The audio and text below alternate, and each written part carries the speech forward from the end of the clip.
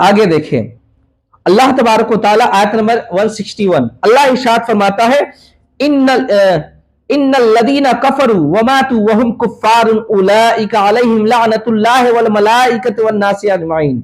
मैंने बताया था ना कि लानत करने वालों की लानत होगी। मैंने अभी बताया था इससे पहले कि आगे अल्लाह तबारक व तआला खुद फरमाएगा कि लानत करने वाले कौन है।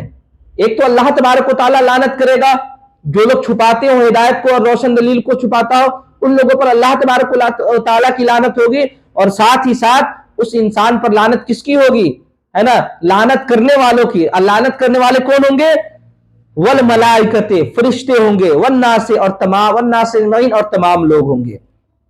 अब देखिए इसका तर्जुमा देखिए, इन्नल लदीना कफरू, बेशक वह लोग जो कुफ्र किए, व मातू, और मर गए, वहुम कुफ्फारुन, इस हाल में कि वो काफिर थे। यानी बेशक वह लोग जो कुफ्र किए और कुफ्र के हालत ही में मर गए, है ना, उलाइका अलैहिम, तो उन लोगों पर लानतुल्लाहि वल मलाइकति वन नासि अजमईन, तो उन लोगों पर अल्लाह की लानत होगी और फरिश्तों की लानत होगी और तमाम लोगों की लानत होगी। मैंने लानत की 3 किस्में मैंने बता दी है कि उमूमी तौर पर किसी को लानत करना सही नहीं, लानत करना सही है उमूमी तौर पर, है ना, यानी झूठों पर अल्लाह की लानत है उमूमी तौर पर, हम कह दिए सही है, उसमें कोई एक इंसान खास नहीं होगा, जो भी झूठा इंसान होगा उस पर अल्लाह की लानत होगी, है ना। खुसूसी तौर पर किसी को लानत नहीं कर सकते हैं, मैंने इससे पहले मैंने जस्ट बताया, है ना। चलिए, अब अल्लाह तबारक व तआला की उन पर लानत होगी और फरिश्तों की लानत होगी और तमाम लोगों की लानत होगी। खालिदीन फीहा, और वह लोग उस लानत में हमेशा गिरफ्तार रहेंगे। खालिदीन फीहा, और ये लोग उसमें हमेशा रहेंगे, मतलब किस में, यानी अल्लाह तबारक व तआला की लानत में और फरिश्तों की लानत में और तमाम लोगों की लानत में वो लोग हमेशा रहेंगे। यानी अल्लाह और फरिश्ते और तमाम लोग हमेशा उसको लानत करते रहेंगे। ला युखफ्फफु अन्हुमुल अज़ाब वला हुम युनज़रून, है ना, और उनसे अजाब कम नहीं किया जाएगा और न उनको मोहलत दी जाएगी। यानी जब उसको जहन्नम में डाल दिया जाएगा ना, तो उसको अजाब में तखफीफ नहीं की जाएगी, चलो इसको इतना बड़ा अजाब हो रहा तो थोड़ा सा कम अजाब कर दे, है ना, या फिर जो है ना उसको थोड़ी सी मोहलत दे दिया जाए कि अभी रुक जाइए भाई, अभी रुक जाइए फिर हम करेंगे। जैसे कहते हैं ना, जैसे किसी को फांसी की सजा सुनाने जेल में जिसको पुलिस पकड़ के ले जाती है तो क्या कहता है ना, थोड़ा सा भी रुक जाइए, 1 मिनट हमको वक्त दीजिए, हम अपने माँ बाप से मिल लें, कहता है ना भाई। तो अल्लाह तबारक व तआला वो भी वक्त नहीं देगा, है ना, वला हुम युनज़रून, और उनको मोहलत भी नहीं दी जाएगी। बात समझ में आ रही ना। देखिए यहां पर अल्लाह तबारक व तआला ने इन्नल लदीना कफरू व मातू व हुम कुफ्फारुन से पहले अल्लाह तबारक व तआला ने नबी करीम सल्लल्लाहु तआला अलैहि वसल्लम की तारीफ व तौसीफ छुपाने वालों का अल्लाह तबारक व तआला ने जिक्र फरमाया था, और उस पर अल्लाह तबारक व तआला की भी लानत होगी, इसका भी अल्लाह तबारक व तआला ने जिक्र फरमाया। अल्लाह तबारक व तआला ने तौबा करने वालों का भी जिक्र अल्लाह तबारक व तआला ने फरमाया। अब अल्लाह तबारक व तआला फरमा रहा है कि जिन्होंने अपने कुफ्र से तौबा न किया, कुफ्र पर मर गया, मिसाल के तौर पर इसने अल्लाह तबारक व तआला की तकजीब की, अल्लाह को झुटला दिया, जाहिर सी बात है जाहिर में देखा जाए तो ये काफिर हो गया, और तौबा न की, है ना, और इसी हालत में मर गया इंसान, इसी हालत में ये मर गया, तब अल्लाह तबारक व तआला की लानत होगी, है ना। हाँ, अगर इंसान कितनो बड़ा काफिर हो, ठीक है ना, अगर वो इंसान अल्लाह तबारक व तआला की बारगाह में आ करके सच्चे दिल से तौबा कर लेता है, तूबू अस्लहू व बय्यनू के मिस्दाक, अगर वो इंसान तौबा कर लेता है तो यकीनन जाने अल्लाह तबारक व तआला उसकी तौबा को कबूल फरमाता है, उसके तमाम गुनाहों को मिटा देता है। शर्त यह है कि वो इंसान सच्चे दिल से तौबा करे। अब यहां पर देखें, जो लोग तौबा किए, जो लोग कुफ्र किए, फिर बाद में जो लोग तौबा कर लिए, तो उन पर अल्लाह तबारक व तआला की लानत नहीं होगी, जैसा कि मैंने बताया, है ना। लेकिन वो लोग जो अल्लाह तबारक व तआला की तकजीब की, अल्लाह की निशानियों की तकजीब की, अल्लाह की तबारक व तआला की हिदायत की तकजीब की, है ना, फिर वो इंसान तौबा न किया और उसी हालत में मर गया, तो अल्लाह फरमाता है कि उन पर अल्लाह तबारक व तआला की लानत होगी और फरिश्तों की लानत होगी और तमाम लोगों की लानत होगी।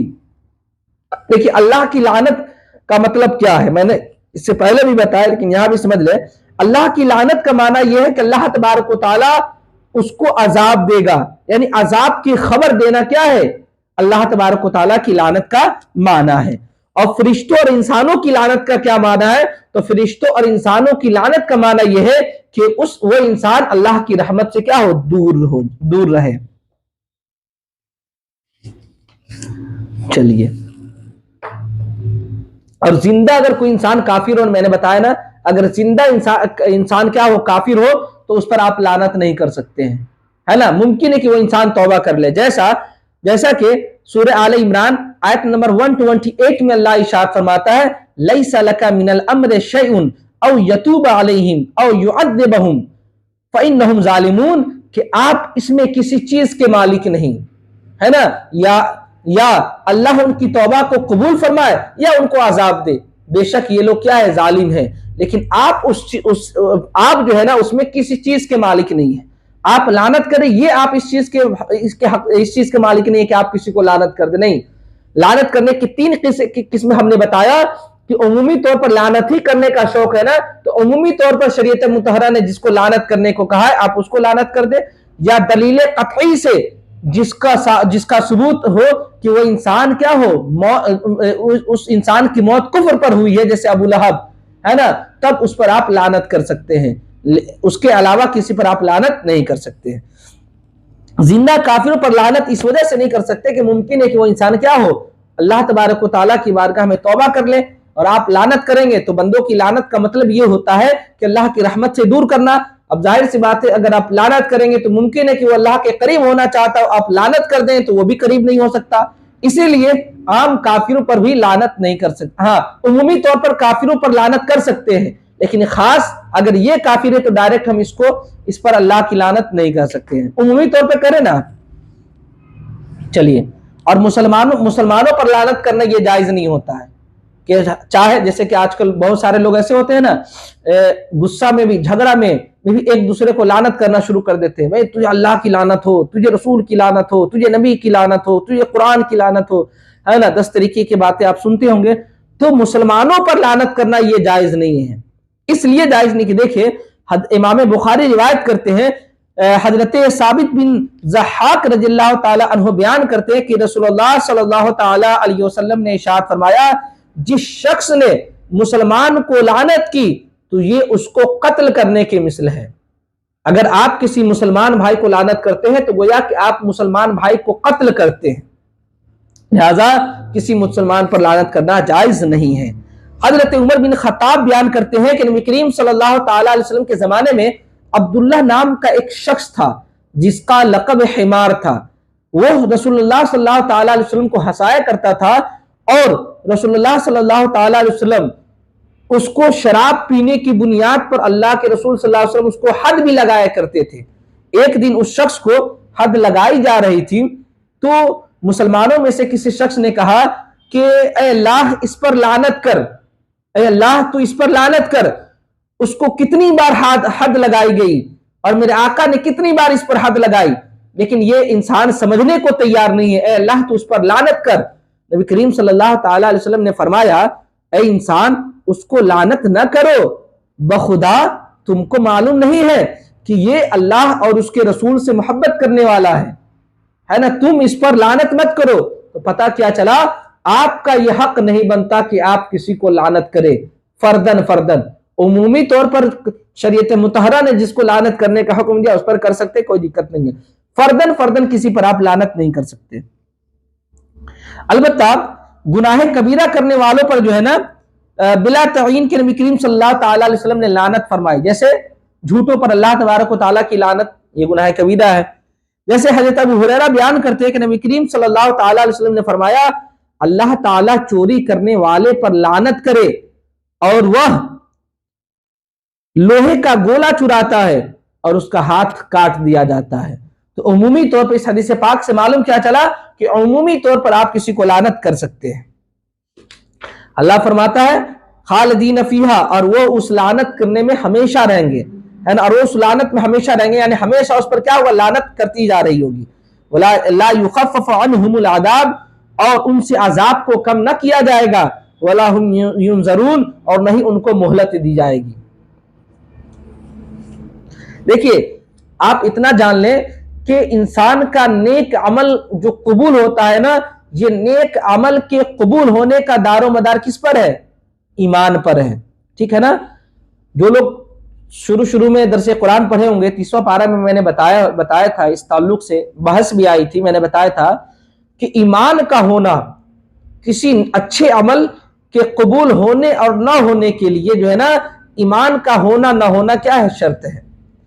مثال کے طور پر ہم 1,00,000 روپیہ صدقہ کر رہے ہیں، ٹھیک ہے نا؟ 1,00,000 روپیہ صدقہ کرتے، یقیناً یہ اچھا کام ہے، تو ظاہر سی بات اچھا کام ہے، اللہ اس کا ثواب دے گا، یقیناً دے گا۔ لیکن اس سے پہلے صدقہ کرنا، یہ کس کو کہا گیا؟ کس کو صدقہ کرنے کے لیے کہا گیا؟ کافروں کو نہیں کہا گیا ہے نا، کافروں کو نہیں کہا گیا ہے، یہودیوں اور عیسائیوں کے بارے میں نہیں کہا گیا، یہ مسلمانوں کو کہا گیا ہے۔ ظاہر سی بات ہے، آپ پہلے ایمان، مومنوں کو کہا گیا تو پہلے آپ مومن ہوں گے تب نا اس کا ثواب آپ کو ملے گا، ہے نا؟ اس کا ثواب آپ کو کب ملے گا؟ اسی وقت ملے گا جب آپ کا ایمان درست ہوگا، جب آپ مومن ہوں گے، جب آپ ایمان والے ہوں گے، تب جا کر کے آپ کا کیا ہوگا؟ آپ کی جو ہے نا 1,00,000 روپیہ دیے ہیں تو آپ کو اس کا ثواب دیا جائے گا۔ اگر آپ کا ایمان ہی درست نہیں تو 1,00,000 کیا آپ پورے کروڑوں روپیہ خرچ کر ڈالے، آپ کو اس کا ثواب نہیں ملے گا۔ ہاں آپ کو معلوم ہوگا نا، میں نے بتایا تھا نا، کافروں کو جو ہے نا ان تمام جو نیک عمل جو بظاہر نظر آتے ہیں نا، اس کا ظاہر سی بات ہے اللہ تبارک و تعالیٰ کسی بندے کا ذرہ برابر بھی ناانصافی نہیں کرتا ہے، تو کافروں کا جو ہے نا اس کا بدلہ، اس نیک عمل جو بظاہر دکھتے ہیں، اس کا بدلہ اللہ تبارک و تعالیٰ دنیا میں دے دیتا ہے۔ پتہ کیا چلا کہ دنیا کافروں کے لیے عیش کی جگہ ہے، مومنوں کے لیے عیش کی جگہ نہیں ہے۔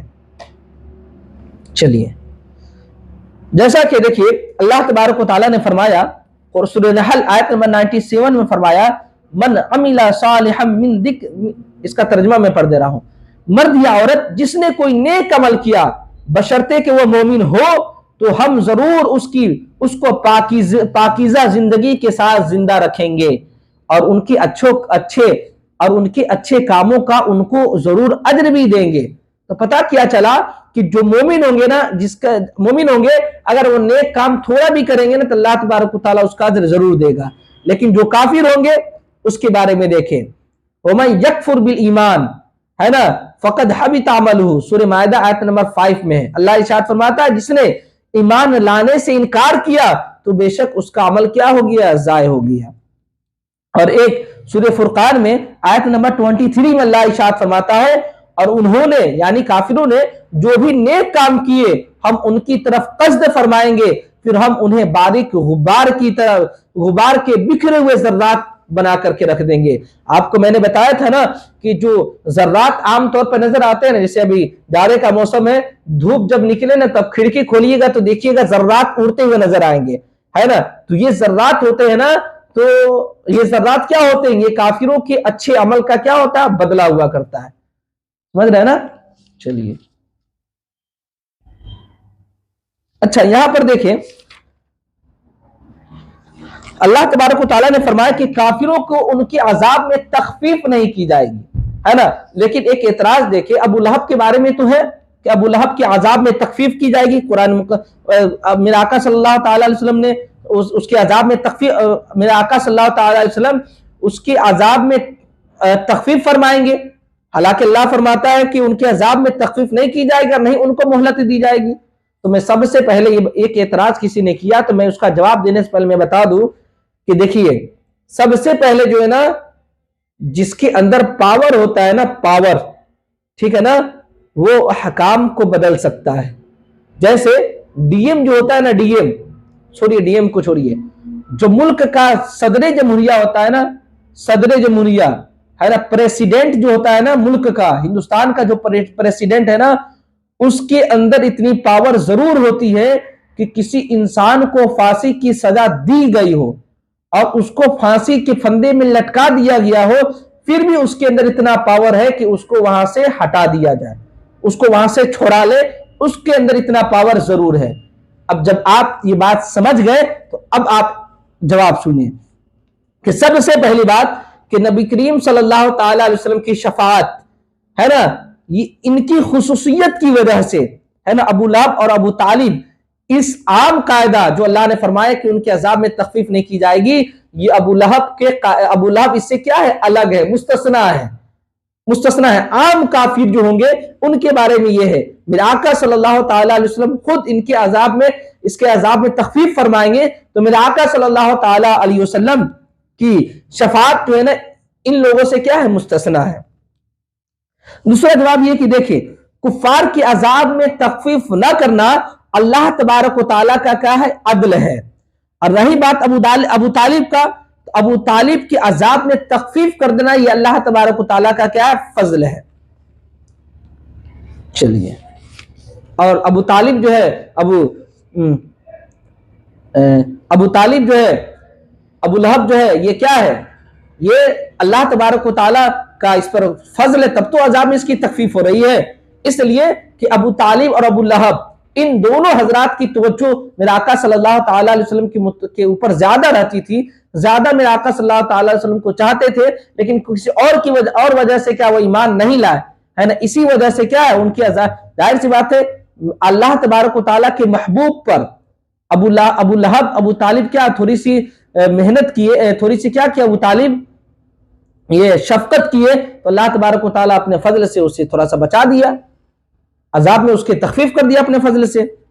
چلیے، اللہ تبارک و تعالیٰ فرماتا ہے وَإِلَٰهُكُمْ إِلَٰهٌ وَاحِدٌ، اور بے شک تمہارا معبود ایک معبود ہے، لا الہ الا، اور اس کے الا ہوا، اور اس کے علاوہ کوئی معبود نہیں ہے، اور رحمان الرحیم جو نہایت رحم فرمانے والا اور بہت مہربان ہے۔ اب یہاں پر دیکھیں اللہ تبارک و تعالیٰ فرماتا ہے کہ تمہارا معبود صرف ایک معبود ہے، یعنی اس کے علاوہ تمہارا کیا ہے، کوئی معبود نہیں ہے، اس کے علاوہ تمہارا کوئی معبود نہیں ہے، صرف اگر تمہارا کوئی معبود ہے وہ اللہ تبارک و تعالیٰ کی ذات ہے نا۔ چلیے، جو نہایت مہربان ہے، رحم والا ہے۔ اب دیکھیے اس آیت میں تو جو ہے نا اللہ تبارک و تعالیٰ کی واحد ہونے کا معنی یہ ہے، اس آیت میں جو ہے اللہ تبارک و تعالیٰ کی واحد ہونے کا معنی یہ ہے کہ اللہ تبارک و تعالیٰ الوہیت میں اللہ تبارک و تعالیٰ کا کوئی شریک نہیں ہے، اور عبادت کا مستحق یہ صرف اور صرف اللہ تبارک و تعالیٰ ہے۔ عبادت کے مستحق ہونے میں بھی وہ تنہا اکیلا ہے، اس کا کوئی شریک نہیں ہے نا۔ چلیے، حضرت معاذ بن جبل فرماتے ہیں کہ رسول اللہ صلی اللہ تعالی علیہ وسلم نے فرمایا جس شخص کا آخری کلام ہو لا الہ الا اللہ وہ جنت میں جائے گا۔ یعنی آخری کلام مطلب کیا ہے، یعنی جس کو موت کے وقت جو ہے نا جس کو کلمہ نصیب ہوگا لا الہ الا اللہ جس کے زبان پر ہوگا، اس کو وہ کیا ہوگا، وہ اللہ تبارک و تعالیٰ اسے جنت میں داخل فرمائے گا۔ ٹھیک ہے نا۔ علامہ شبلی سے منقول ہے کہ وہ صرف اللہ کہتے تھے، لا الہ الا اللہ نہیں کہتے تھے۔ جب ان سے پوچھا گیا کہ بھائی آپ صرف لا الہ صرف اللہ اللہ کہتے، لا الہ الا اللہ کیوں نہیں کہتے، تو یہ شبلی نے علمی جو ہے نا مشغافی کرتے ہوئے، علمی جو ہے نا نکتہ چینی کرتے ہوئے انہوں نے کیا کہا کہ دیکھیے میں اس نے کا جواب دیا کہ دیکھیے کہ اگر میں نے لا الہ کہا، ٹھیک ہے نا، اور اسی وقت میری موت آ گئی اور الا اللہ پر نہیں پہنچ سکا، لا الہ میں نے کہا اور اسی وقت ہماری موت ہو گئی اور ہم نے الا اللہ نہیں کہا، ہے نا، تو گویا کہ ہماری موت اس پر ہوگی کہ ہم اللہ تبارک و تعالیٰ کی نفی کیے، تو ہمارا ایمان پر خاتمہ نہیں ہوا۔ اس خوف سے ہے نا شبلی جو ہے نا صرف اللہ اللہ کہتے تھے، لا الہ الا اللہ نہیں کہتے تھے، لیکن ان کا یہ کرنا یہ صحیح نہیں ہے۔ اس لیے صحیح نہیں ہے، اس کی کوئی حقیقت نہیں ہے، اس لیے کہ دیکھیے اللہ تبارک و تعالیٰ، اس کو سمجھنے کے لیے سمجھ لیجئے، پہلے ترجمہ سے سمجھ لیجئے، لا الہ الا اللہ کا معنی کیا ہوتا ہے کہ نہیں ہے کوئی معبود سوائے اللہ تبارک و تعالیٰ کے، یعنی لا الہ کا معنی کیا ہے، کوئی معبود نہیں ہے نا۔ اگر کوئی معبود نہیں ہم سیدھے کہہ دیے تو اس میں اللہ کا بھی نہ انکار ہو گیا۔ مثال کے طور پر ہم کہیں کہ درس قرآن میں کوئی شامل نہیں ہے، تو جو شامل ہے اس کا بھی نہ انکار ہو جائے گا. بات سمجھا رہی نا؟ تو لا الہ کا معنی کیا ہے؟ کوئی معبود نہیں. الا اللہ کا معنی کیا ہے؟ مگر کیا؟ اللہ تبارک و تعالیٰ کے. یعنی اللہ تبارک و تعالیٰ ہی معبود ہے، اللہ کے علاوہ کوئی معبود نہیں. بات سمجھا رہی نا؟ ابوبکر شبلی نے کہا کہ اگر ہم لا الہ کہیں اور اسی پر ہماری موت ہو جائے تو ظاہر سی بات ہے موت ہوگی تو کیا ہوگا؟ لا الہ پر یعنی کوئی معبود نہیں، یعنی اللہ کا بھی انکار ہوا. ان کے قول کے مطابق الا اللہ نہیں کہہ سکا، یعنی اللہ تبارک و تعالیٰ کے بارے میں نہیں کہہ سکا، تو ممکن ہے کہ اس کا انکار، اس کی موت کیا ہوا؟ کفر پر ہوا. کیونکہ اللہ کا انکار کرنا کیا ہوتا ہے؟ کفر ہوتا ہے. ابوبکر شبلی اس خوف سے صرف کیا کرتے تھے؟ اللہ اللہ اللہ اللہ کہتے تھے، لا الہ الا اللہ نہیں کہتے تھے. تو کہا گیا کہ یہ کیا؟ اس کی کوئی حقیقت نہیں، یہ غلط ہے، اس کی حقیقت نہیں ہے. اس لیے کہ دیکھیے مقصود دل سے ہوتا ہے، نیت دل میں ہوتا ہے. ظاہر سی بات ہے میں کیا بولنے جا رہا ہوں یہ میرا دل جان رہا ہے نا، اللہ جان رہا ہے نا. ہماری موت اگرچہ کسی چیز پر ہو جائے، لیکن اللہ تو میرا نیت تو جان رہا ہے، اللہ میرا مقصد تو جان رہا ہے نا. ہم کہنے جا رہے ہیں لا الہ الا اللہ، اللہ ہماری نیت کیا ہے؟ اللہ کی تصدیق کرنے ہم جا رہے ہیں، ہے نا. اور اسی درمیان میں ہماری موت آ گئی تو اس سے کوئی فرق نہیں پڑتا ہے، اس لیے کہ اللہ دل دیکھتا ہے. اللہ تبارک و تعالیٰ انسان کا دل دیکھتا ہے کہ دل میں اس کے کیا ہے. اسی وجہ سے کہا گیا ایمان دو چیز کا نام ہے، تصدیق بالقلب، اقرار باللسان. زبان سے اقرار کرنا، دل سے تصدیق کرنا. زبان سے اقرار کرنا کیا ہے؟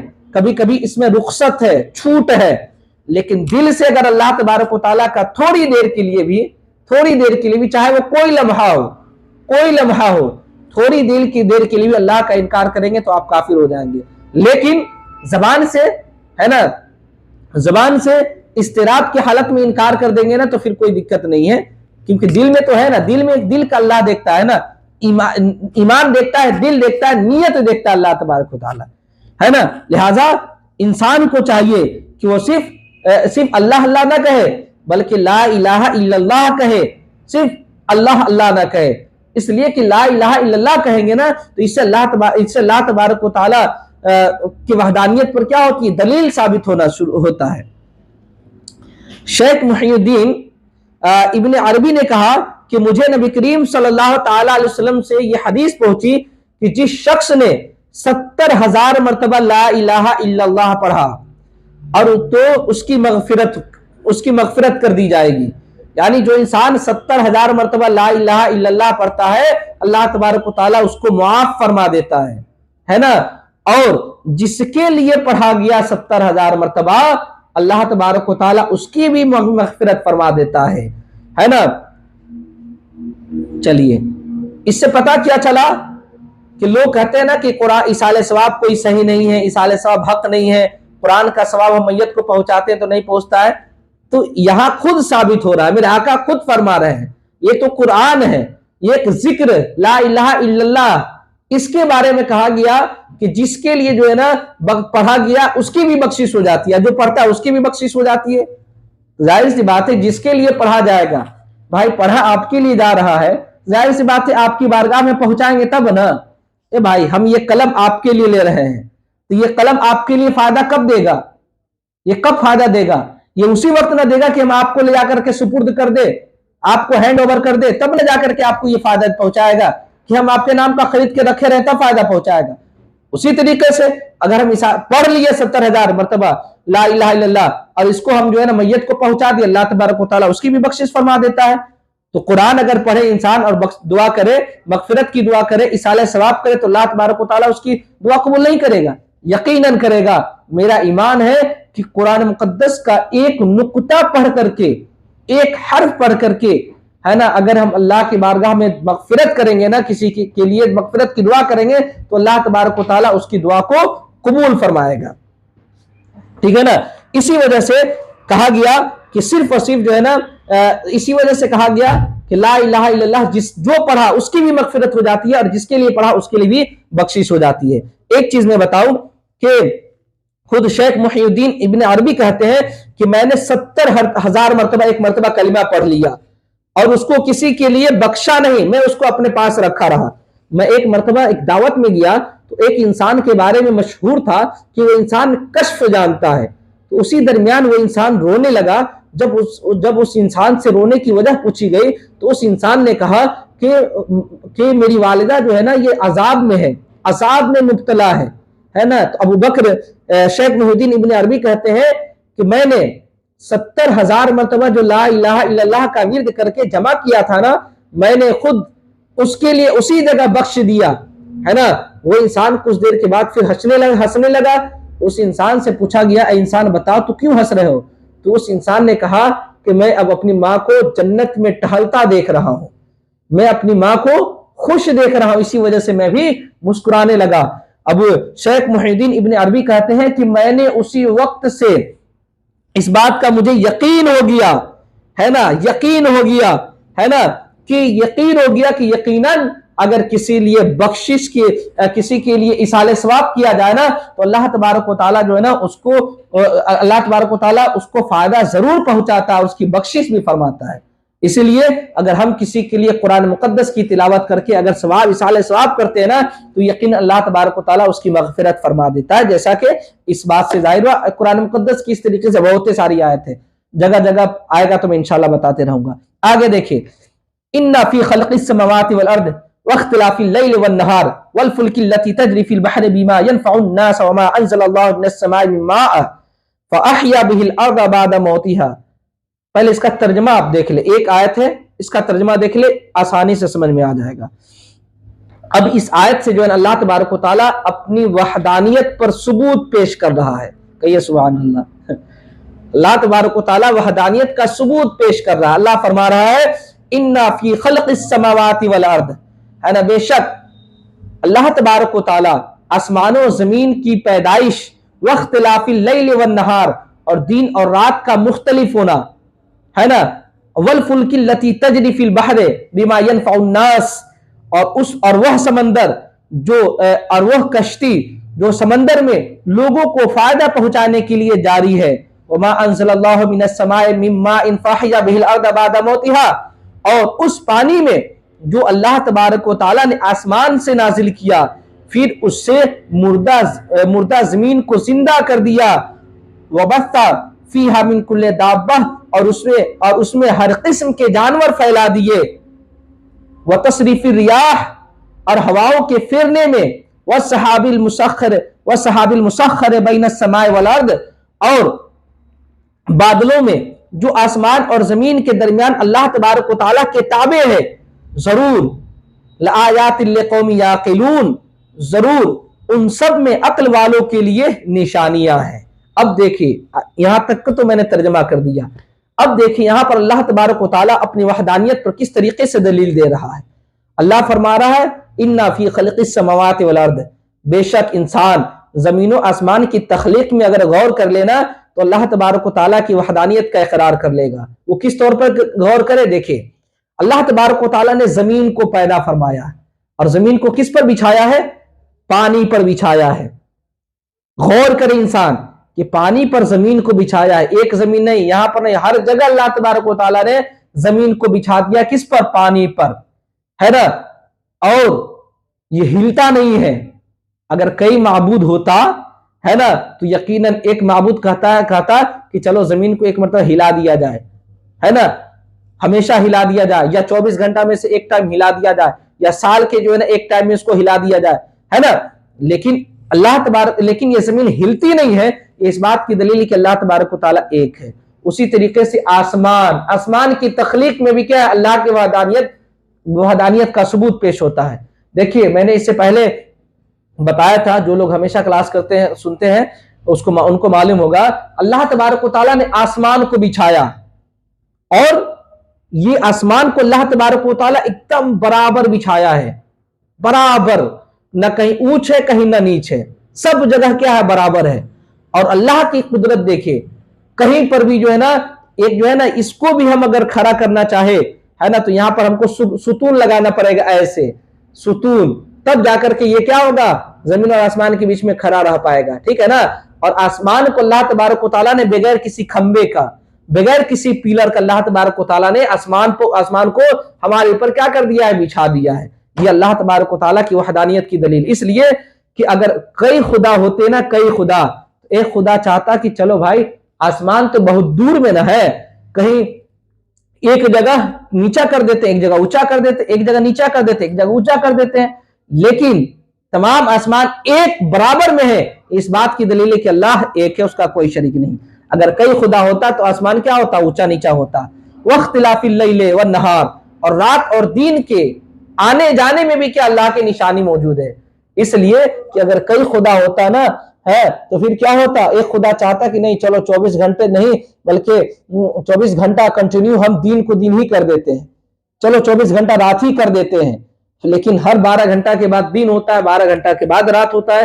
یہ اللہ تبارک و تعالیٰ کی وحدانیت کی دلیل ہے کہ اگر کئی خدا ہوتا تو ممکن ہے کہ کبھی رات 24 گھنٹہ کا ہوتا، کبھی دن 24 گھنٹہ کا ہوتا، لیکن ایسا نہیں ہے۔ اس بات کی دلیل کہ اللہ تبارک و تعالیٰ ایک ہے نا۔ دیکھیں آپ نومبر اور دسمبر میں راتیں بڑی ہوتی، جیسے آج دیکھیں نا جنوری کا مہینہ چل رہا ہے، اس میں اکثر کیا ہوتی؟ راتیں بڑی ہوتی ہے، لیکن کبھی ایسا آپ نے دیکھا کہ نومبر دسمبر میں کبھی رات چھوٹی ہوتی ہو؟ کبھی نہیں دیکھے ہوں گے۔ لیکن جون اور جولائی میں دن بڑے ہوتے ہیں، رات چھوٹی ہوتی ہے۔ کبھی آپ نے ایسا دیکھا سنا کہ جون اور جولائی میں کیا ہو، کبھی رات بڑا ہو جاتا اور دن چھوٹا؟ ایسا نہیں دیکھنے کو ملتا ہے۔ اس بات کی دلیل ہے کہ اللہ تبارک و تعالیٰ ایک ہے۔ آگے فرماتا وَالْفُلْكِ الَّتِي تَجْرِي فِي الْبَحْرِ بِمَا يَنْفَعُ النَّاسَ وَمَا بِمَا يَنْفَعُ النَّاسِ، اللہ فرماتا ہے کہ ان کشتیوں میں انسان غور و فکر کرے جو لوگوں کو فائدہ پہنچانے کے لیے سمندر میں کیا ہے؟ جاری ہے۔ اب سمندر ایک کشتی پر انسان غور کرے تو اللہ تبارک و تعالیٰ کی وحدانیت کا اقرار کر لے گا۔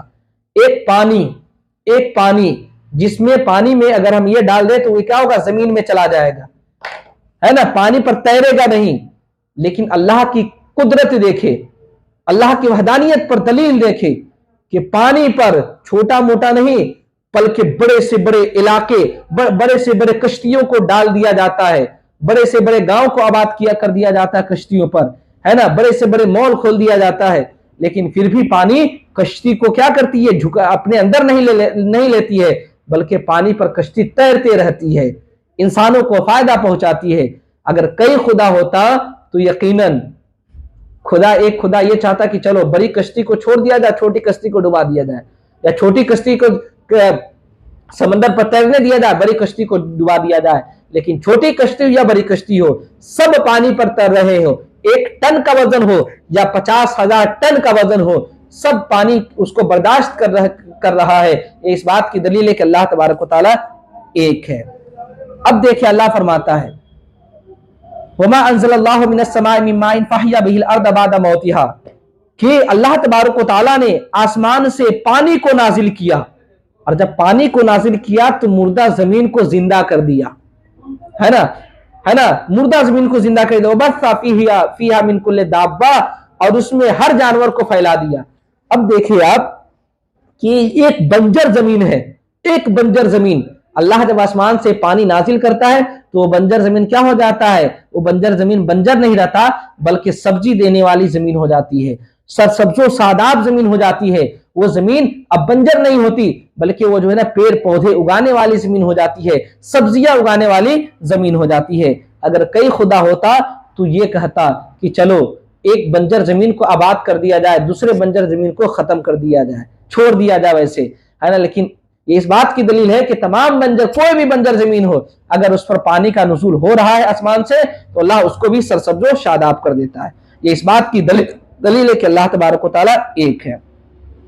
آگے دیکھیں اس میں اللہ تبارک و تعالیٰ نے ہر جانوروں کو پھیلا دیا ہے، ہر جانور کو، چاہے وہ بھینس ہو، بکری ہو، بلی ہو، بلا ہو، کوئی بھی ہو، سب جانور کو اللہ تبارک و تعالیٰ نے زمین میں پھیلا دیا ہے۔ وَتَصْرِيفِ الرِّيَاحِ، اور ہواؤں کے پھرنے میں بھی اللہ تبارک و تعالیٰ کی وحدانیت شامل ہے۔ ایک ہوا ایک طرف سے جب چلتا ہے نا تو چلتے ہی رہتا ہے نا، کبھی اگر کئی خدا ہوتا تو کیا کرتا ہے؟ ایک خدا کرتا ہے چلو ایسا کرتے ہیں، ایک ادھر سے ہوا چل رہی تو ادھر سے بھی چلا دیا جائے، ادھر سے چل رہی تھی ادھر سے بھی چلا دیا جائے، ہے نا، لیکن ایسا نہیں نہ ہوتی۔ اس بات کی دلیل کہ اللہ تبارک و تعالیٰ ایک ہے۔ اگر کئی خدا ہوتا تو ممکن ہے ایک آج نہیں کبھی ایسا ہوتا ہے نا بھائی، ادھر سے بھی ہوا چل رہی، ادھر سے بھی چل رہی، ادھر سے بھی چل رہی، ادھر سے بھی چل رہے، ایسا تو نہیں ہوتا ہے۔ اس لیے اس بات کی دلیل ہے کہ اللہ تبارک و تعالیٰ ایک ہے۔ وَالسَّحَابِ الْمُسَخَّرِ بَيْنَ السَّمَاءِ وَالْأَرْضِ، اور آسمان، ہے نا، اور بادل اور بادلوں میں جو آسمانوں اور زمین کے درمیان اللہ تبارک و تعالیٰ کے تابع ہے. بادل کو آپ نے کبھی دیکھا ہوگا، جو لوگ ہوائی جہاز کا سفر کرتے ہیں وہ دیکھا ہوگا بادل کہاں پر ہے، نہ زمین میں ہے نہ آسمان پر ہے، بیچ میں ہے.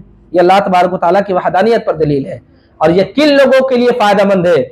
لآیات لقوم یعقلون، یہ نشانی یقیناً فائدہ مند ہے کن لوگوں کے لیے؟ جو عقل والوں کے لیے کیا ہے؟ یہ فائدہ مند ہے. عقل والوں کے لیے کیا ہے؟ اس میں نشانی